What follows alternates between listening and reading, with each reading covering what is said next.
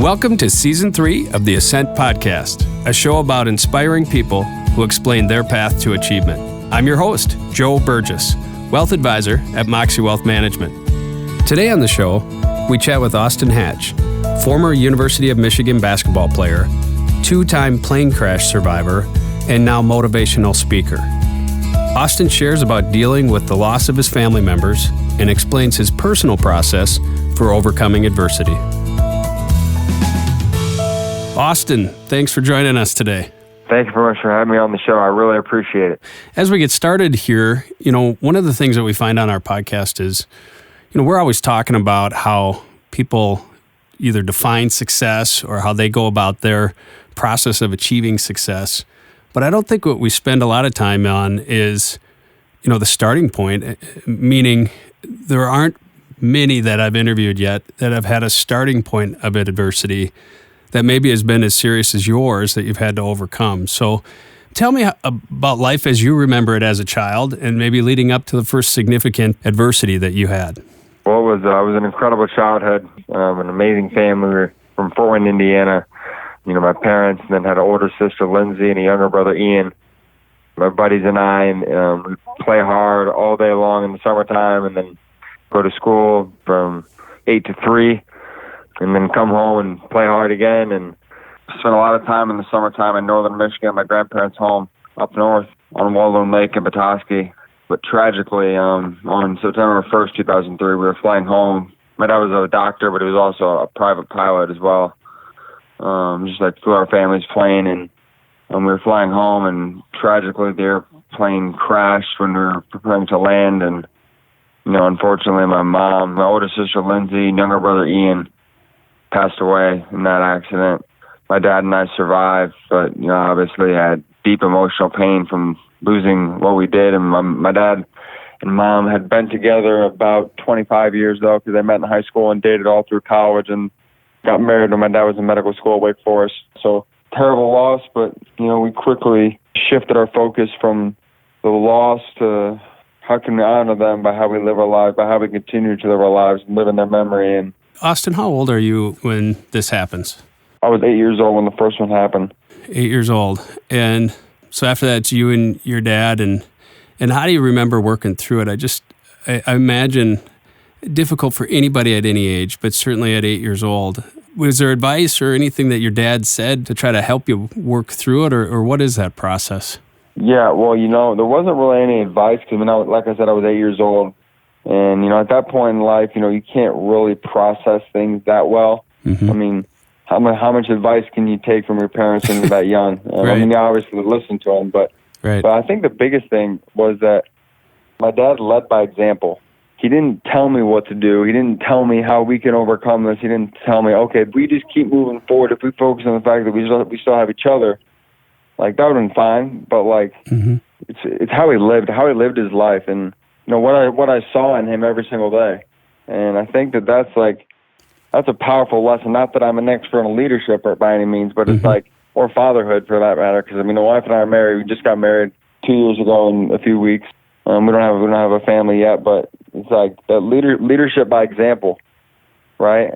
How can we ask, whether it's a son or daughter or someone in an organization, how can we ask them to do something or tell them to do something that we don't do, right? So my dad led by example and kept moving forward, and unfortunately that played a large role in how we overcame the second one too. So after this happens, your dad then meets another woman, right? And a relationship gets established there. So tell me about that. Yeah, probably a year or so after the accident. And obviously it was a terrible loss. For my dad, obviously being married and then, being single tragically for a little while and having a son. And I think my dad remarried more for me because I was 10 when they got married. What 10-year-old doesn't have both parents? Whether or not the parents are together is a separate issue, but mm-hmm. At least having both parents in the picture, you know what I mean? Mm-hmm. And my parents would have been married forever. They would have been married. They would have been that couple that is probably featured in the news after 70 years of marriage or whatever, right? Mm-hmm. But the tragedy happened. Yeah, my dad was, very blessed to meet a great woman named Kimberly who had 3 kids of her own, and it was cool. You know, we had a blended family, and it restored a sense of normalcy in my life. And because I was used to going home, having a mom and siblings at home, and obviously it wasn't the same, but it was great to have a family again. And obviously the pain was immense, but I focused more on the fact that I was still blessed to, have a dad and have a new family. And so with Kimberly, she had 3 kids of her own, right, from a prior marriage. You're 10 at the time. How old are her kids?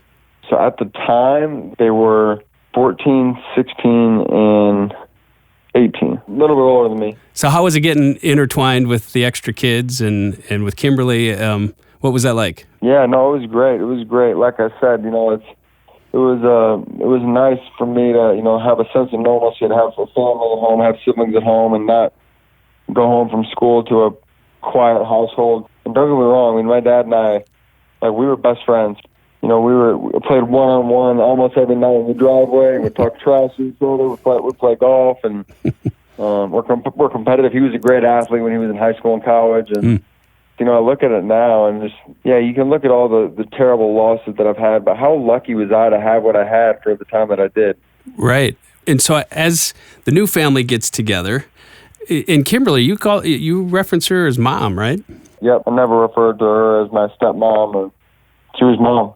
Well, that's great. And it sounded like you said then right about this time, with you and your dad, you really started leaning into basketball. Was that did you play more sports than basketball, or was basketball the thing that you really had a fever for? Yeah, well, basketball was the thing, but I played soccer. I went to my school growing up was a big soccer school, so I played soccer with my friends. It was more just to be with my buddies, right? I didn't really love soccer, but I did it, for the camaraderie, and also it was a good way to stay in shape in the off season. And obviously, basketball was going really well for you. I mean, when did you know or think that, hey, I think I want to play in college? Or when did you think that you might be good enough? Was it, when I started in 4th or 5th grade, I always had success, or did something just click, or did you have a growth spurt, or was there anything that all of a sudden you said, all right, I guess I should be looking at college now? Yeah, well, starting in 5th grade, my dad would go to the Y in the mornings to work out and do cardio before work.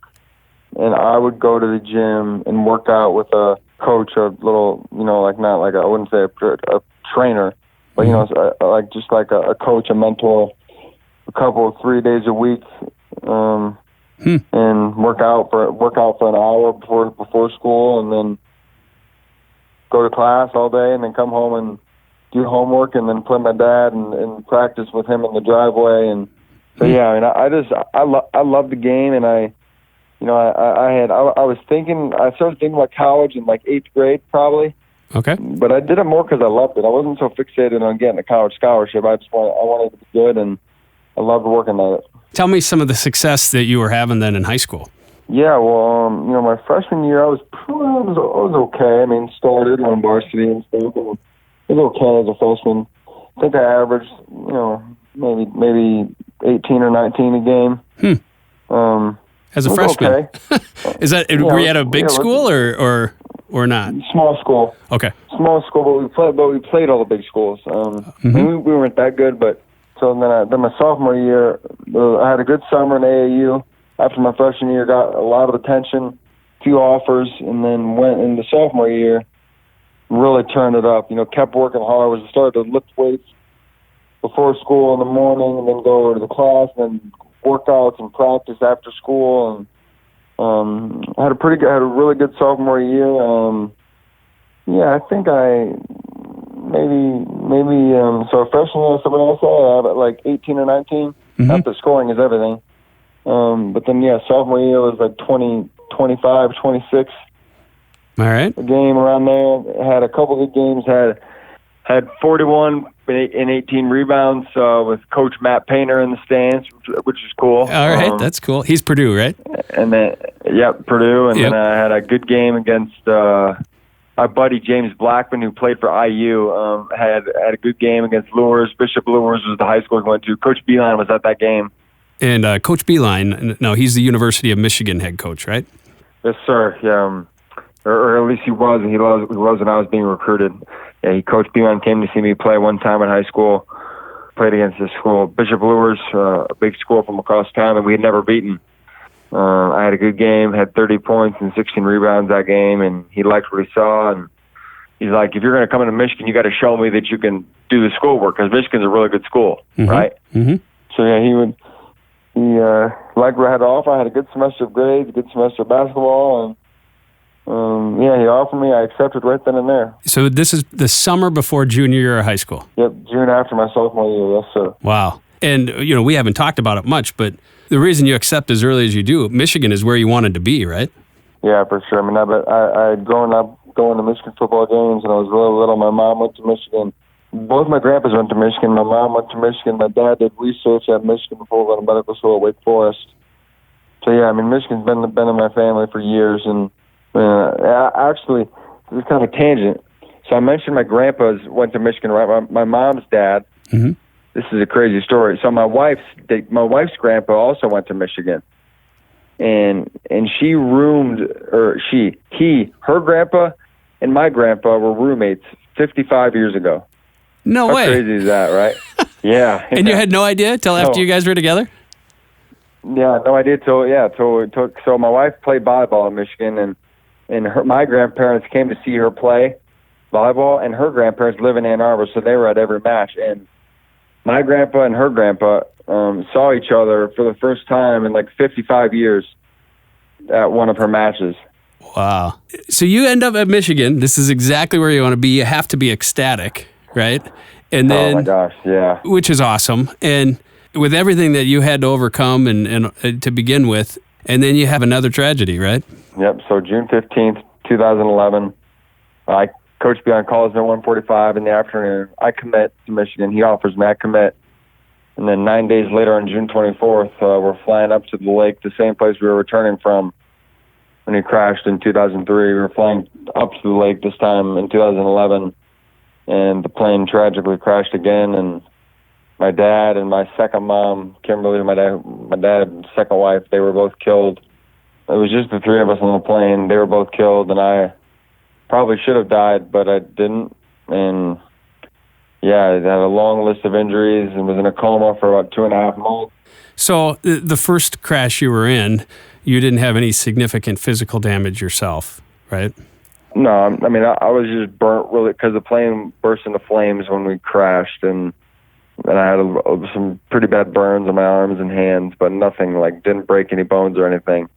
Right. And the second one, I've seen the list somewhere, but there's a long list of physical injuries, right? I mean, it's collarbones, it's lungs, it's sternum, it's hip. I mean, tell me what your body went through. Yeah. Yeah, I mean, the long list is, you referenced that. I mean, there was a traumatic brain injury, broke both my clavicles, broken ribs. I think I fractured my femur, I broke my hip. So a long list of stuff. And but the biggest thing was a traumatic brain injury, though, because I couldn't, and then so I was the doctors induced a coma for like 2 days, and then my body just naturally stayed in it because they were planning to bring me out of it after 2 days, but I stayed in it naturally for another 2 months just because my body needed to rest and heal, and just crazy. As that's happening, are the physicians thinking, well, he just needs to heal and he'll wake up when he needs to wake up, or are the physicians thinking, we're not sure he comes out of a coma? Yeah, kind of both. I mean, they weren't trying to bring me out of it soon, I don't think. Obviously, I wasn't really there. I mean, I was there, but I wasn't a doctor on the scene or anything. But right.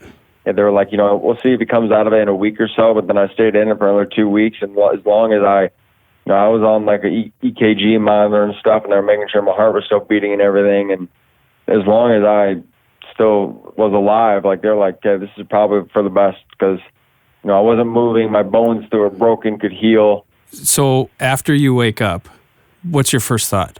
Well, the quote waking up process took 2 months probably because I came out of that coma kind of end of August, and I could kind of talk to people. I talked really slow when I first came out of it. Mm-hmm. I could interact with people a little bit, but I wasn't really there. It's kind of the lights are on when nobody's home kind of thing. Okay. And it took another month and a half or so to kind of come to terms with everything. And really, because like when I came out of that coma, I didn't really realize, I didn't know what had happened. Because like I was knocked out so bad and my head injury was so bad. Like, you know, like people ask, like for example, I don't remember. So I committed to Michigan on June 15th at 1:45 in the afternoon. I remember. Well, I say I remember. I remember because I've seen the footage of the interview.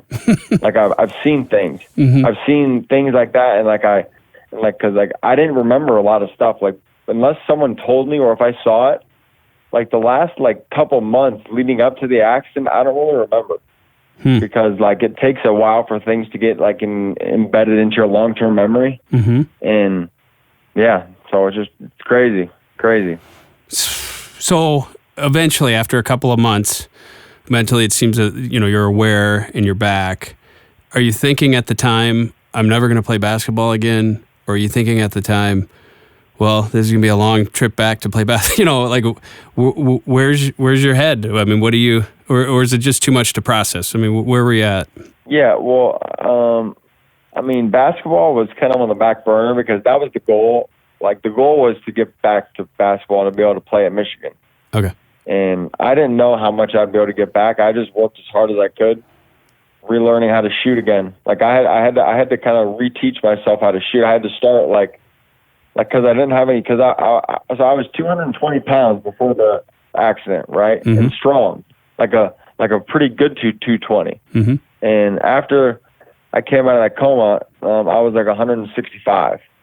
Wow. So I had lost a lot of strength, and like I couldn't shoot any further. Like I couldn't even get the ball up to the 10-foot rim to begin with.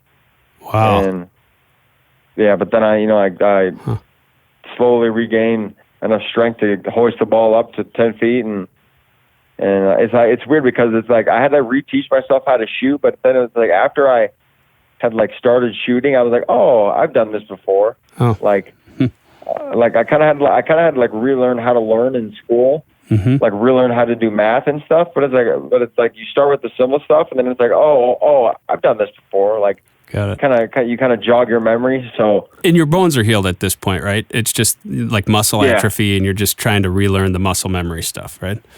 Yeah, exactly. Because it's like the muscle memory stuff is the hardest thing to get back because like you can get your strength back. That just takes time.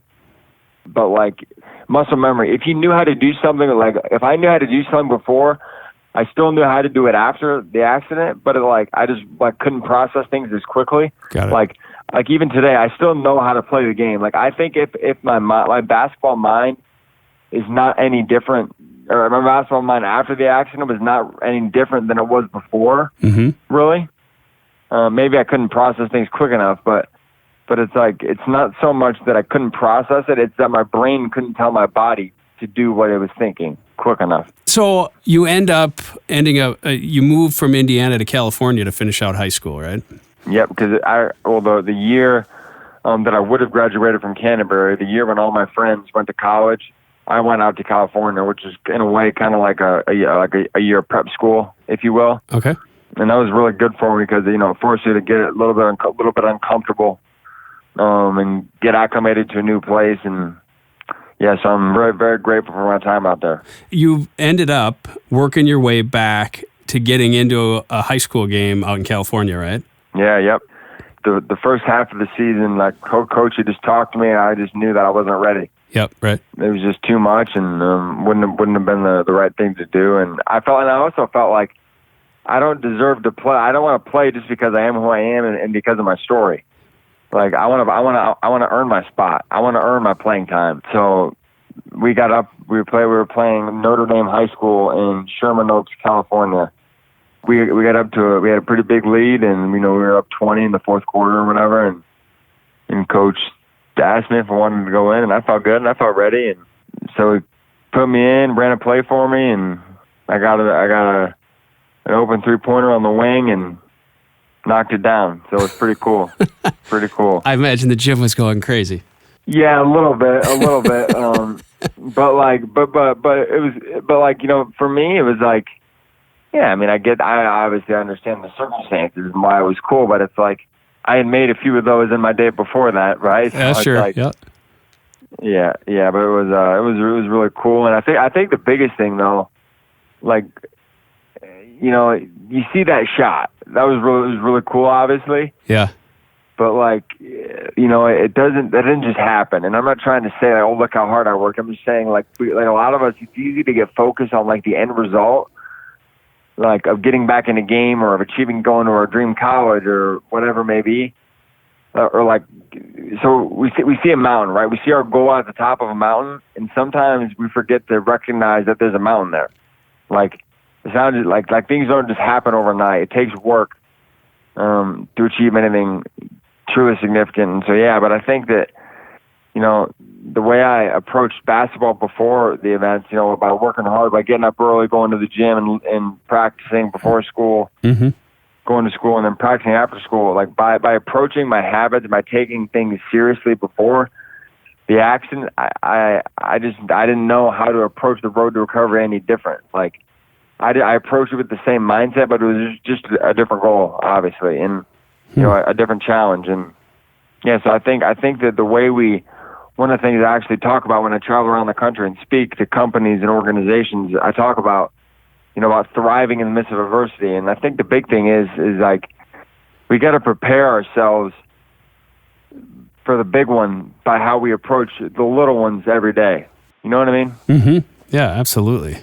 I do want to get into some of that message that you talk about, but before we jump to that, you mentioned Coach Beeline. He kept to his word. He kept your scholarship available, and you showed up and you end up and you're playing at Michigan, right?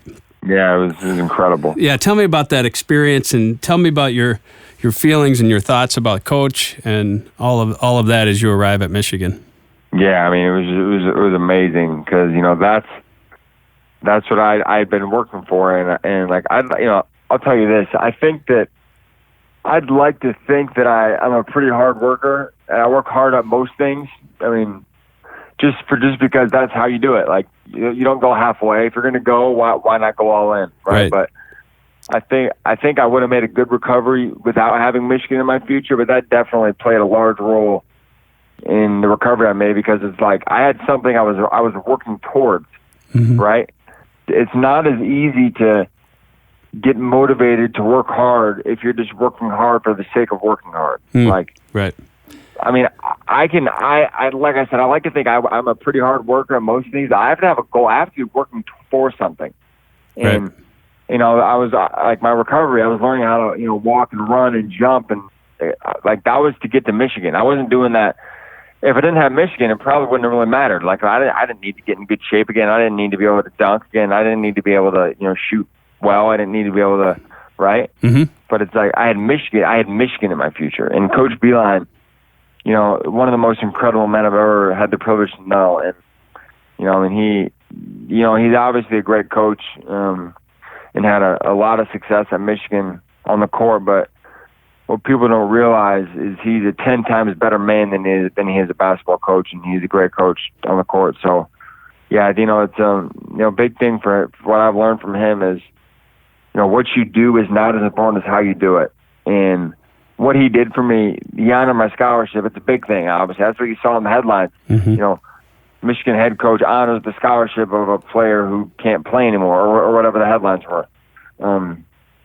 But what he did, the fact that he honored my scholarship, is not near as important as how he did it.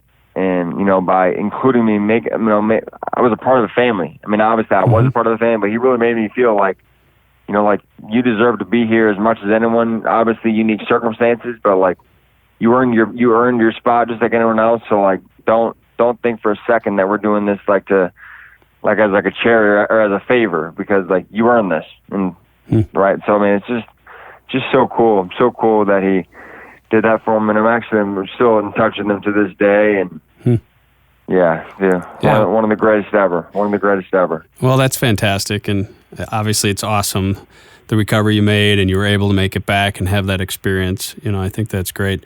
Let's talk a little bit now. You were touching on, you mentioned you go around the country now and you're speaking to organizations, and one of the messages that I've seen that you have some focus on is the idea of grit. So tell me your thoughts around grit and how you might break that down a little bit. So grit is my message, and A lot of people have talked about grit recently, and it seems like a pretty good idea for organizations, people and for organizations to possess. And it's been said that, grit's about working for the long-term goal, about having that, about sticking with your future day in and day out, not for a week or a month, but grit's about sticking with your future for years and working really hard to make that future that you see. Grit's about working really hard to make that future a reality. That's true. I like that. I've also heard that grit's about, about consistent action, not just intensity in the short term, but consistency over the long term. That's also true. But I think grit, there are more specific ways that we can define it. There are more specific ways that we can measure it and apply it to our lives every day. You talk about, one of the starting points with that is finding for yourself a greater purpose. It sounds like in your case, you had, I needed to get back to Michigan, and maybe I know that you feel your purpose is much more beyond that, but in that window of time you had that. But talk about the idea of having purpose. I think the reason we need to have a bigger purpose is because our purpose drives grit. Our why drives grit. Because people don't burn out because of what they do. People don't burn out because things get hard. People don't give up because things get hard. They give up and they burn out because they forget why they do it. And if you for me, if I'm working to honor my family, well, working to honor God and my faith first and foremost, and then I'm working to honor my family in heaven and make them proud, and also work to honor all of those who have made investments in me and committed to helping me along the way. I felt like I owed it to them to do everything that I could to make a good recovery and work as hard as I could and do everything in my power to control the controllables, because there are things that I couldn't control. I couldn't control the event, unfortunately, right? Yeah. We can't. No one is going to make every shot, literally or metaphorically speaking. But we should always give 100% effort. We can always work hard. We can always have a good attitude. We should do those things that take no talent, like showing up on time, working as hard as we can, being a great teammate.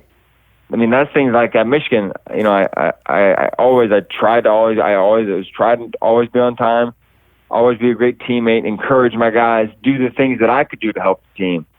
Because I couldn't play anymore. I couldn't control that. But the decision to be positive, right? Simple things like that. They don't really seem like to make a big difference, but they do if we can do those things consistently. So, I think when you have that bigger purpose, that'll drive the 4 key components of grit. Which, if you want to go into those, we can do that now. Yeah, why don't So you take the you start with purpose, and then there's 4 other components that you like to break down. Let's talk a little bit about that.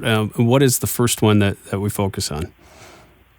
Yeah, so when you have that greater purpose, that drives grit. That drives the 4 key components of grit. The first of which, the G in grit, stands for the growth mindset. The growth mindset views every setback, every failure, every adversity as an opportunity.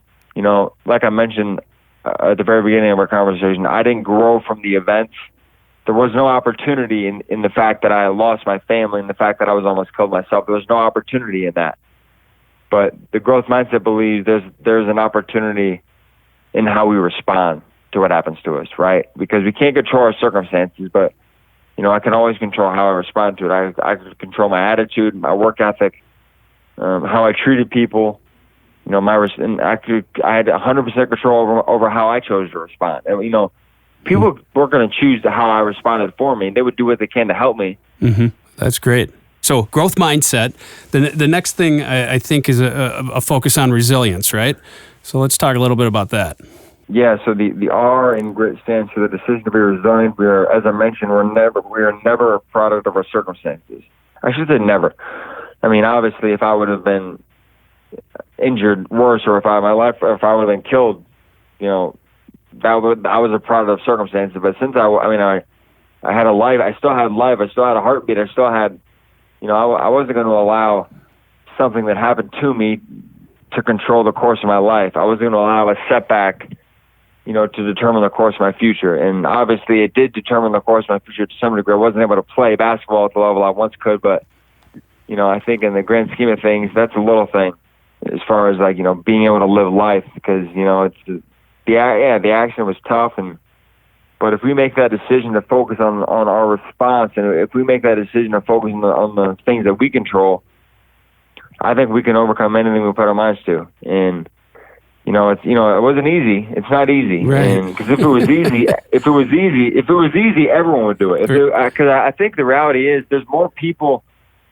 May sound the wrong way, but there's more people who don't overcome obstacles than there are people that do. And I think, obviously, thoughts and prayers to everyone impacted by whatever their obstacles may be. But if we focus on the things that we control, if we focus on our response and we work as hard as we can, there's no way we can't overcome.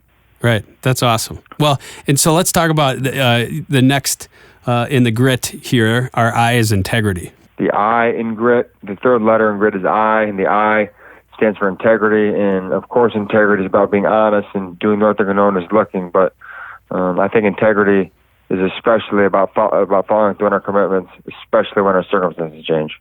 Well, and I think of it even as an individual, if you're doing goal setting for yourself. One of the important items is to tell somebody about your goal. In other words, you can't fake it, right? Like if you had it in your mind, I was going to run a marathon, right? But you never told anybody about it.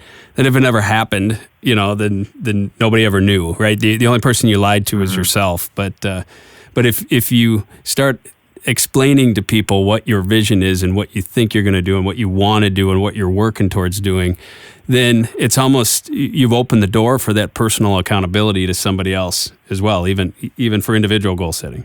For sure. And I think I totally agree with what you're saying, but I think another important thing is we need to learn to compete against ourselves, because for me in my road to recovery, there was no one in the same situation as I was in. Yeah.